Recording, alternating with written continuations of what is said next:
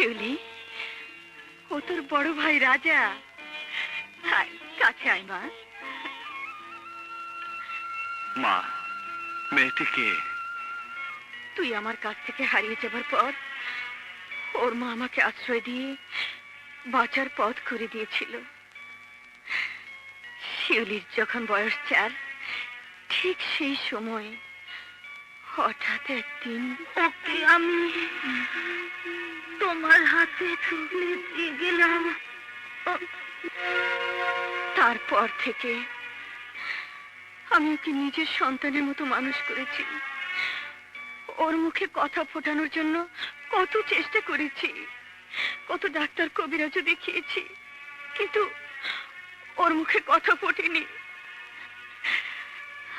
রাজা, চল চল আমার সাথে।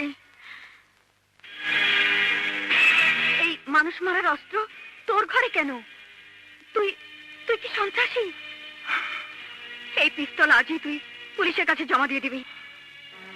এই অস্ত্র আমি নিশ্চয়ই জমা দেব, তবে আমার একটা ওয়াদা আছে। ওয়াদা পূরণ করার আগ পর্যন্ত এই পিস্তল আমি হাতছাড়া করতে পারবো। যদি পিস্তল হাতছাড়া করতে না পারিস, তাহলে আমার সঙ্গে তোর কোনো সম্পর্ক থাকবে না। আমি কোনো সন্ত্রাসীর মায়ের পরিচয় নিয়ে পৃথিবীতে বেঁচে থাকতে চাই না। ঠিক আছে মা, ঠিক আছে। আমি আমার ওয়াদা পূরণ করে তারপর সন্তানের দাবি নিয়ে তোমার সামনে গিয়ে দাঁড়াবো, তার আগে নয়। শিউলি, চল। দাঁড়াও মা, আমার ছোট ভাই রবিন এখন কি করে মা? তোর ছোট ভাই রবিন একজন পুলিশ ইন্সপেক্টর।